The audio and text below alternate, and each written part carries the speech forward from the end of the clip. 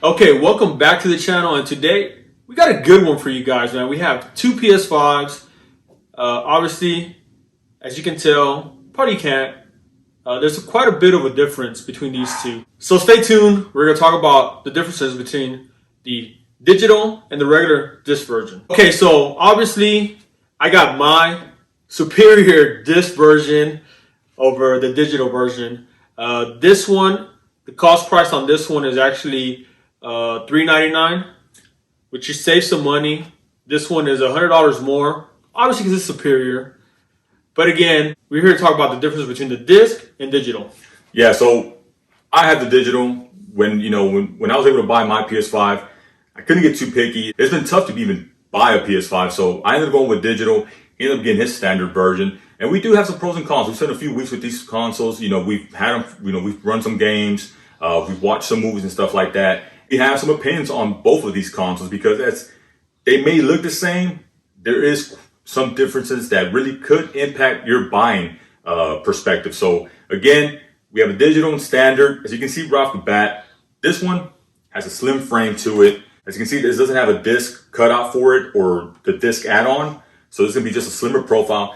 The one Chino has, that does have the disc add-on to it. So you'll be able to run your regular 4K movies, your video games, stuff like that. So there is pros to the standard because like just a few weeks ago, Best Buy was doing buy two, get one free. Or even like GameStop does buy two, get one half off. So he does have a benefit when it comes to buying the physical copy because there's a lot of sales that go on and I don't get the same sales on my digital version. Yeah, and obviously, I mean, like Manny pointed out, you have a bulge here, which to me, I kind of like the way this one looks without the bulge. But obviously, you need the bulge. You need to be able to insert the disc or whatever you're playing. Yeah.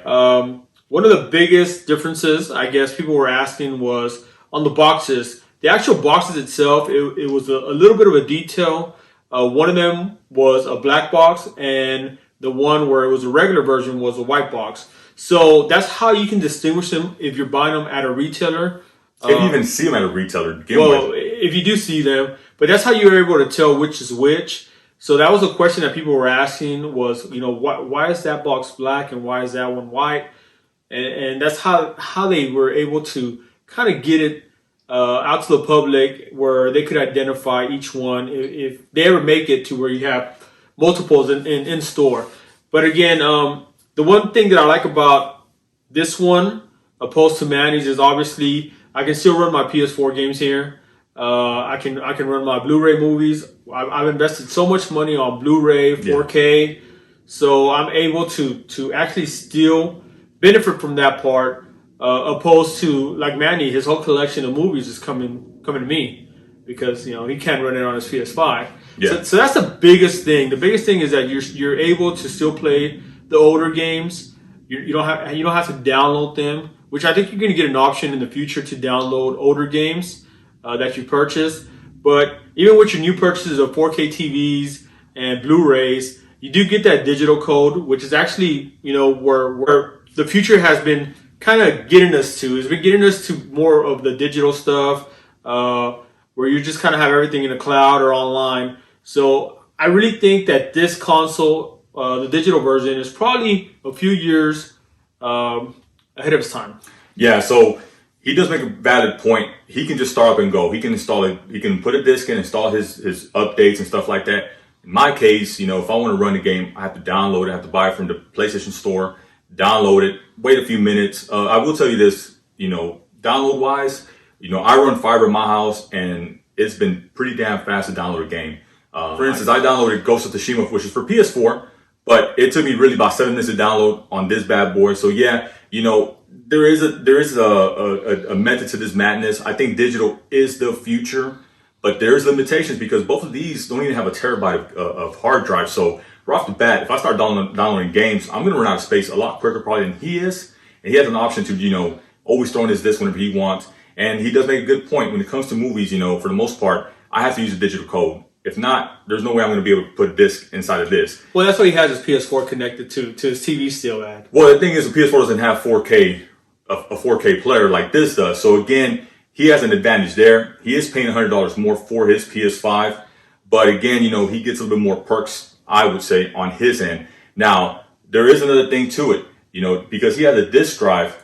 Whenever you insert a disk, whether it be a movie or a game or whatever it may be, there is some sound that comes from the console itself. So it's not dead silent like this one. This one's all hard drive. It's all downloaded. So there is no spinning disk. It's a very quiet system. Honestly, you can't even hear this damn thing. And even this one's pretty quiet, but you will hear the disc spinning a little bit. Yeah, and that's the one thing that we noticed really right off the bat is that Manny was watching a movie, 4K, and I was watching the same movie. And when it came to like a scene where it's kind of quiet and it's kind of leading into something, you kind of hear that disc spinning, man. So that's kind of like a little bit of an annoyance. Again, it's not a big deal because you've been getting that spinning sound since PS1. Yeah. But it's only gotten a little bit more silent with time. But again, that's the biggest complaint that I would have is that you can still hear the disc kind of spinning in there. I would imagine that they could come up with something to kind of fix that. But again, there's a big advantage. We've talked about it. I'm happy with my purchase. I think if you land the digital one, you'll be happy as well. But again, I have more space to download movies opposed to Manny. When Manny starts downloading games and movies, it's going to get kind of cluttered in there. So he's going to have to start deleting stuff and then reloading stuff back in there. So they really should have made this one with more space. That's kind of my thing with the digital one. They should have put literally double or triple the space. Yeah, and he makes a really good point. What they could have done here is they could have added 2 terabytes to this PS5 and sold it for the same price as the $500 PS5.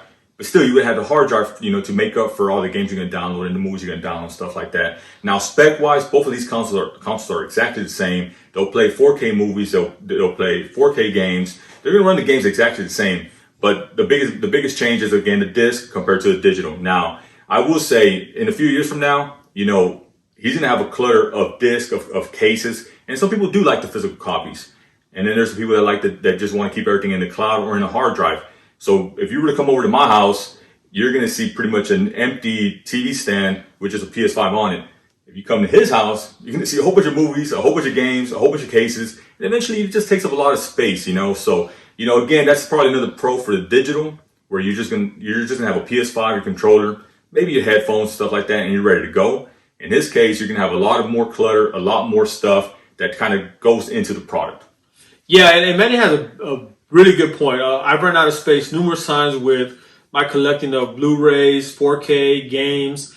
And again, if someone does come over, I'm going to have to physically remove that disc if I'm playing like a Madden game and they want to come in here and play, Call of Duty multiplayer. So I'm going to have to remove that disc where Manny can just actually load the games that he wants to play. So again, there's some pretty cool advantages of the physical disc version.